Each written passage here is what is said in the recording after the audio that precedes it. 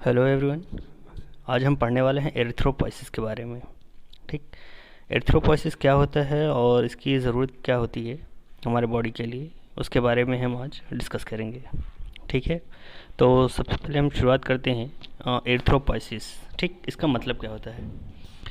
Erythro की अगर बात किया जाए तो इससे पहले हमने पढ़ा था कि जो हमारा आरबीसी होता है उसको एरिथ्रोसाइट्स भी बोला जाता है। ठीक, तो यहाँ पर जो आपको एरिथ्रोपोइसिस दिया गया है, दो वर्ड से मिलकर बना हुआ है, एरिथ्रो एंड पोइसिस। ठीक, एरिथ्रो का मतलब होता है एरिथ्रोसाइट्स यानी आपकी आरबीसी, और पोइसिस का मतलब होता है सिंथेसिस। ठीक, यानी हमारी जो आरबीसी है उसकी सिंथेसिस की प्रोसेस को एरिथ्रोपोइसिस बोला जाता है। ठीक है, चूँकि हमने लास्ट लेक्चर में पढ़ा था कि जो हमारा आरबीसी होता है उसके अंदर न्यूक्लियस नहीं पाया जाता। ठीक, जिसकी वजह से उसमें सेल डिवीज़न नहीं होता। ठीक है, तो इसीलिए इसकी एक लिमिटेड लाइफ होती है जिसके बाद वो डेड हो जाती है। ठीक है, और हमने ये भी बताया था कि जो आरबीसी हमारा डेड होता है वो हमारे स्प्लीन में जा कर के डेड होता है। ठीक, जिसे हम ग्रेवयार्ड ऑफ आरबीसी बोलते हैं। ठीक है, अब ये एरिथ्रोपोइसिस की ज़रूरत क्यों पड़ती है इसके बारे में हम पढ़ेंगे। तो बात ये है कि जब भी हमारे बॉडी में एरिथ्रोपोइसिस की रिक्वायरमेंट आती है तो ये डिपेंड करता है कि हमारे बॉडी में, या कह सकते हैं हमारे ब्लड में जो आरबीसी है उसका अमाउंट कम हो जाए तो इसकी ज़रूरत पड़ती है। इसके होने के कई कारण हैं। पहला कारण है आपका हाइपोक्सिया यानी ऑक्सीजन की कमी। ठीक, हम ये जानते हैं कि हमारा जो आरबीसी होता है वो ऑक्सीजन को क्या करता है, ट्रांसपोर्ट करता है।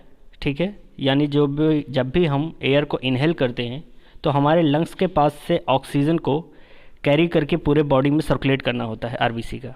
ठीक, तो जब आरबीसी की कमी हो जाएगी तो जो ऑक्सीजन का ट्रांसपोर्ट है वो भी कम हो जाएगा। तो ऐसी स्थिति में एरिथ्रोपोइसिस होता है। ठीक, अब हम पढ़ेंगे कि एरिथ्रोपोइसिस करने के लिए कौन कौन रिस्पॉन्सिबल होता है। ठीक है, एरिथ्रोपोइसिस, जब भी हमने आपको बताया था कि जब भी हमारे बॉडी में ऑक्सीजन लेवल कम हो जाता है तो फिर हमारे बॉडी क्या करती है कि एरिथ्रोपोइसिस की प्रोसेस को स्टार्ट कर देती है ताकि ज़्यादा से ज़्यादा आरबीसी बन सके और वो ऑक्सीजन को ज़्यादा से ज़्यादा ट्रांसपोर्ट कर सके। ठीक, तो ऐसी स्थिति में हमारा जो किडनी है, हमारी किडनी वो काम क्या करती है कि एरिथ्रोपोइटिन एक हार्मोन्स होता है जिसको ये क्या करती है, सिक्रीट करती है। ठीक, अब ये सिक्रीट करने के बाद ये ब्लड में जाता है और ब्लड जो होता है उसको सर्कुलेट कर होते हुए हमारे बोन मैरो तक पहुंचता है। ठीक, अब बोन मैरो में एरिथ्रोपोइसिस की प्रोसेस स्टार्ट हो जाती है। ठीक, यानी एरिथ्रोपोइसिस को स्टार्ट करने के लिए हमारी किडनी एरिथ्रोपोइटिन नाम का हार्मोन्स सिक्रीट करती है। ये हमारे एरिथ्रोपोइसिस की प्रोसेस को स्टार्ट कर देता है। ठीक, जिसकी वजह से हमारा जो आरबीसी है उसके नंबर्स बढ़ना स्टार्ट हो जाते हैं। ठीक है, अब जैसे ही आरबीसी हमारे ब्लड में ज़्यादा हो जाती है तो ऑक्सीजन कैरिंग कैपेसिटी जो होती है वापस से बढ़ जाती है। ठीक, जिससे क्या होता है कि हमारे ब्लड में जो ऑक्सीजन की कमी हुई थी या फिर कैरिंग कैपेसिटी कम हुई थी आरबीसी की वजह से, वो अब बढ़ चुकी है, जिससे जो हाइपोक्सिया हुआ रहता है वो कम हो जाएगा। ठीक है, अभी तक तो हमने ये पढ़ा कि क्यों होता है और कैसे स्टार्ट हो जाती है। ठीक, अब हम इसके एक एक प्रोसेस के बारे में पढ़ेंगे कि जो हमारा आरबीसी है वो किस तरीके से बनता है, कैसे स्टार्ट होता है और क्या क्या इसकी स्टेजेस हैं। ठीक, तो आरबीसी के प्रोडक्शन की अगर हम बात करें तो सबसे पहले क्या होता है कि हमारा जो बोन मैरो होता है उस पर पाई जाती है स्टेम सेल्स। ठीक, जिसे हम प्लोरीपोटेंट हेमोटोपोएटिक स्टेम सेल्स बोलते हैं। ठीक, ये सेल्स काम क्या करती है कि जैसे ही हमारा एरिथ्रोपोइटिन हार्मोन्स वो आता है यहाँ पर हमारे बोन मैरो में, तो वो इस सेल को क्या करता है, एक्टिवेट कर देता है। ठीक है, अब एक्टिवेट होते ही ये सेल क्या होती है, प्लूरोपोटेंट स्टेम सेल्स, ये कन्वर्ट हो जाती है किस में, प्रो एरिथ्रोब्लास्ट में। ठीक, प्रो एरिथ्रोब्लास्ट की जो सेल्स होती है जैसे ही इसमें कन्वर्ट होती है इसे बोला जाता है कमिटेड सेल। ठीक, कमिटेड सेल इसलिए बोला जाता है क्योंकि एक बार जब स्टेम सेल्स प्रो एरिथ्रोब्लास्ट में कन्वर्ट हो जाती है तो वो रिवर्स वापस प्लूरिपोटेंट या स्टेम सेल्स में कन्वर्ट नहीं होगी। ठीक, उसके बाद से फिर यहाँ से फर्दर स्टार्ट होता है कि कौन कौन सी सेल बननी है।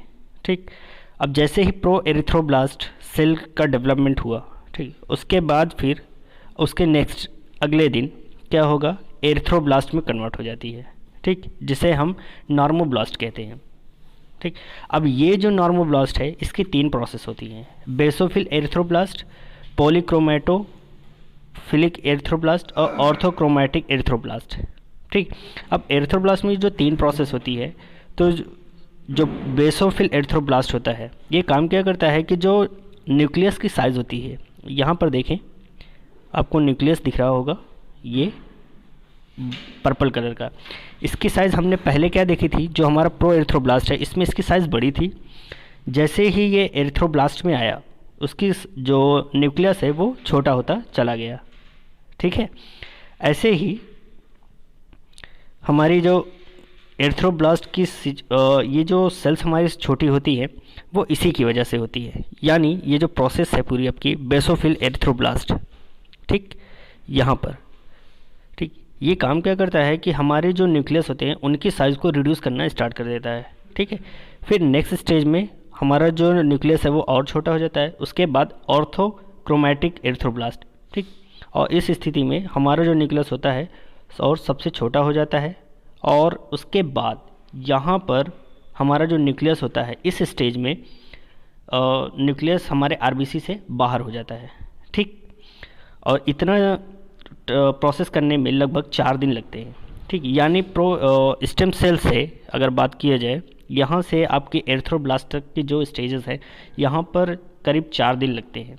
ठीक, उसके बाद जैसे ही 5वां दिन स्टार्ट होता है तो हमारा जैसे ही एरिथ्रोब्लास्ट न्यूक्लियस को रिलीज़ कर देता है, ये हमारे जो एरिथ्रोब्लास्ट है ये क्या करते हैं कि हमारे आरबीसी को हमारे ब्लड में रिलीज़ कर देते हैं, और जो रिलीज़ किया हुआ हमारा एरिथ्रोब्लास्ट होता है उसे रेटिकुलोसाइट्स बोला जाता है। ठीक, इसे एक और नाम दिया जाता है इस रेटिकुलोसाइट्स को, यंग आरबीसी। ठीक, और ये जो हमारा आरबीसी है 1 दिन के बाद, ठीक, ब्लड में 1 से 2 दिन रहने के बाद ये एरिथ्रोसाइट में कन्वर्ट हो जाता है। ठीक है, एक बार फिर से सुन ले, हमारी जो स्टेम सेल्स होती है वो काम क्या करती हैं कि वो कन्वर्ट हो जाती हैं किस में, प्रो एरिथ्रोब्लास्ट में, जिसे कमिटेड सेल भी बोला जाता है। अब ये जो कमिटेड सेल है या प्रो एरिथ्रोब्लास्ट सेल है ये फिर फर्दर कन्वर्ट होती है किस में, एरिथ्रोब्लास्ट में। अब एरिथ्रोब्लास्ट में कन्वर्ट होने की 3 प्रोसेस होती हैं। ठीक, बेसोफिल एरिथ्रोब्लास्ट, पॉलीक्रोमैटोफिलिक एरिथ्रोब्लास्ट और ऑर्थोक्रोमैटिक एरिथ्रोब्लास्ट। ये 3 स्टेज क्या काम करती हैं कि हमारी जो न्यूक्लियस होती है उसकी साइज़ को रिड्यूस करती हैं, और ऑर्थोक्रोमैटिक एरिथ्रोब्लास्ट में जो न्यूक्लियस होता है उसको क्या करते हैं, इस आरबीसी से बाहर कर देते हैं। ठीक है, जैसे ही हमारा न्यूक्लियस इस आरबीसी से बाहर निकलता है वो कन्वर्ट हो जाता है रेटिकुलोसाइट्स में। ठीक है, अब ये रेटिकुलोसाइट्स जो होते हैं हमारे बोन मैरो में कुछ दिन पड़े रहते हैं, उसके बाद फिर इसको रिलीज़ कर दिया जाता है हमारे ब्लड में। ठीक, अब जब ये हमारे ब्लड में हमारे रेटिकुलोसाइट्स पहुंच जाते हैं तो वो 2 दिन तक क्या होता है, ये सर्कुलेट करते रहते हैं 1 से 2 दिन तक पूरे बॉडी में। उसके बाद ये क्या होते हैं, मेच्योर हो जाते हैं इसमें, एरिथ्रोसाइट में। ठीक है, तो जैसा कि हम ये जानते हैं कि हमारा जो आरबीसी होता है इसमें न्यूक्लियस नहीं पाया जाता, जिसकी वजह से क्या होता है, इसमें सेल डिवीज़न की जो प्रोसेस होती है वो नहीं होती। ठीक, इसीलिए ये क्या होता है, इनकी लाइफ जो होती है 120 डेज़ होती है और ये स्प्लीन में जा करके डेड हो जाते हैं। ठीक, तो आज के लिए बस इतना ही। उम्मीद करता हूँ कि आपको ये वीडियो समझ में आई होगी। Thank you.